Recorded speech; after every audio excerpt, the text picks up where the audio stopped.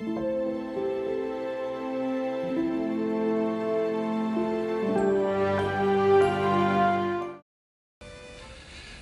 man understands one day that his life is built on nothing. And that's a bad, crazy day.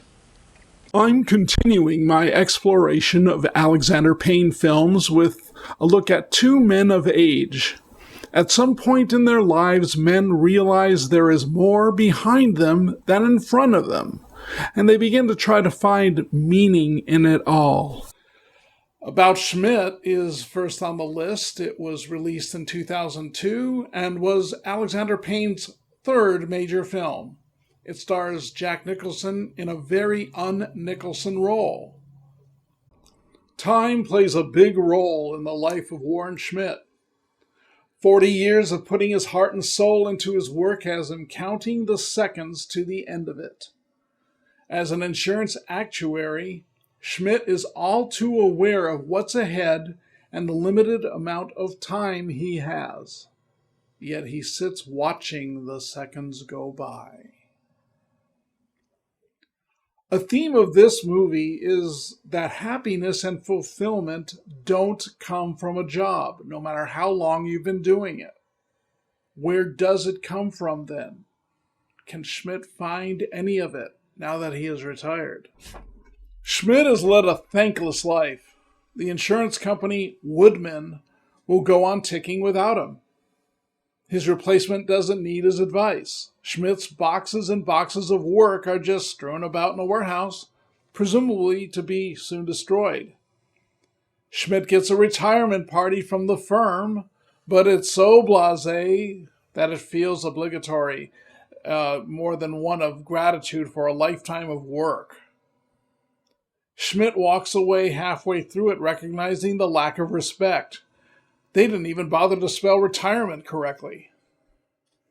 What really means something, Warren, is the knowledge that you devoted your life to something meaningful. Had he really? Schmidt's expression seems to indicate otherwise. Schmidt will live out his retirement years with his wife dictating everything.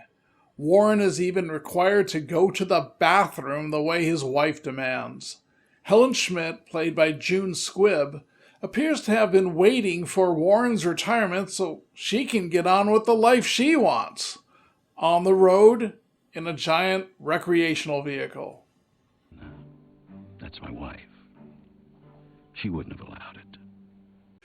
His only daughter, Jeannie, is about to get married to Randall, a man Schmidt sees as a total loser. This is even more depressing. Warren's future is looking bleak. Schmidt, wanting some sense of independence, decides to donate to Child Reach behind his wife's back.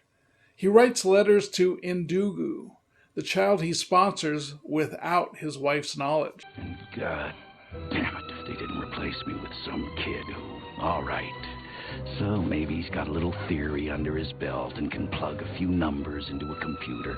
But I could tell right off that he doesn't know a damn thing about genuine real-world risk assessment, or managing a department for that matter, the cocky bastard.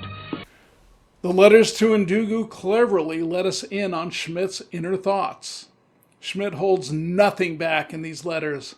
The language and messages in his letters are certainly not appropriate for a 6-year-old child. Schmidt isn't writing to him. He's using the charity as a means to vent. In doing this, he becomes the movie's narrator. I love how he suddenly realizes he's ranting, but the only edit he makes is crossing out the words, cocky bastard. One day, everything changed. Helen suddenly dies. For the first time since college, perhaps, Warren runs his own life. His future looks even bleaker. The rest of the movie is Schmidt at age 66, trying to find meaning in his life, both in his past and future. Schmidt starts off resigning to the fact that there's a good chance he will die within 9 years, as his experience as an actuary tells him. He suddenly misses Helen, and is an utter failure at taking care of the house or himself. Sadness turns to rage when he finds out Helen had had an affair with his former boss, Ray. What was the meaning of 40 years of work if his wife was fooling around? Schmidt feels even emptier. So empty, in fact, that he takes to the road in the huge RV his wife had chosen for them. Here's something interesting. When Warren confronts Ray, who just left the barber shop, there is a noticeable store window below the barber shop with the name Randall on it. I think Schmidt was fighting two nemesis here. Schmidt probably saw the sign, even if it was subliminally. To find some meaning in the life he has lived, Warren Schmidt tries to go to the beginning. He finds out that his boyhood home is now a tire store. He drives to Kansas University, where he went to school over 40 years earlier. He finds his old fraternity. The picture of him on the wall seems to give him some satisfaction, but overall the experience is empty.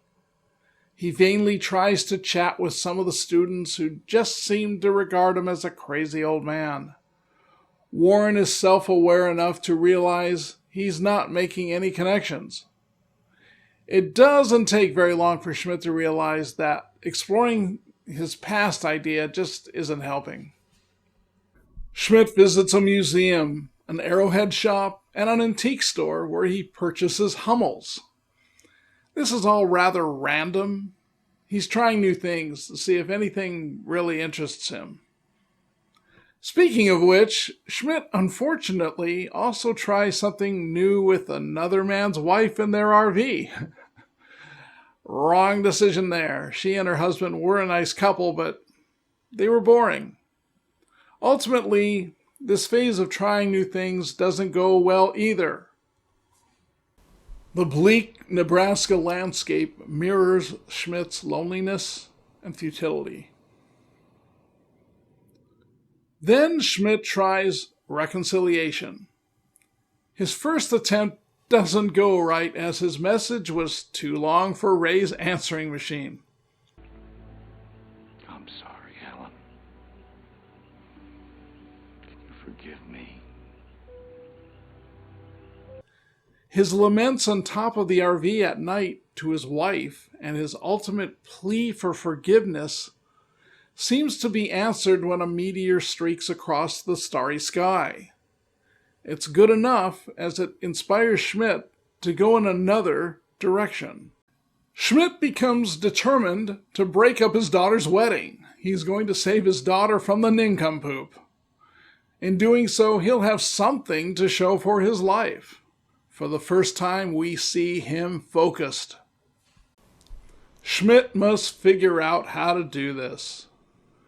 It turns out that the idiot, Randall, is a member of a goofy family, the matriarch being Roberta, played by Kathy Bates.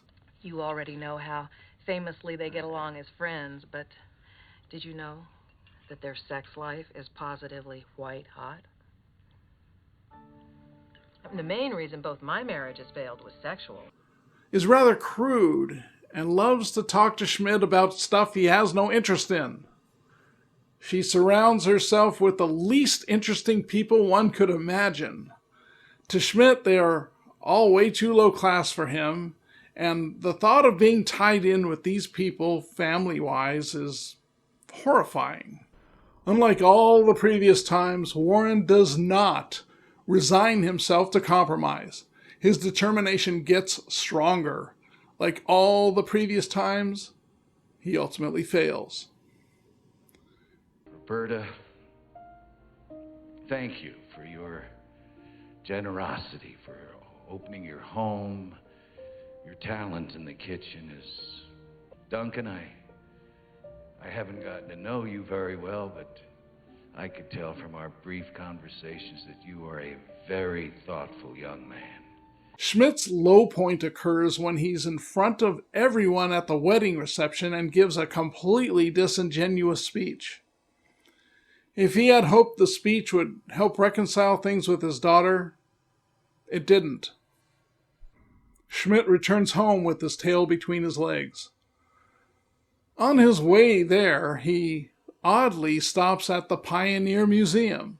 This may seem rather random, but it actually provides a closure to something that had been bothering him. Earlier in the movie, when Schmidt had visited Gary at his old office, we saw posters on the wall indicating Gary's active lifestyle. They showed words like courage and success. I think this subconsciously stuck with Schmidt as to the real meanings of these words. Are mountain climbing and skydiving indicators of having these qualities? I know we're all pretty small in the big scheme of things, and I suppose the most you can hope for is to make some kind of difference. But what kind of difference have I made? The museum has the words courage and hope in front.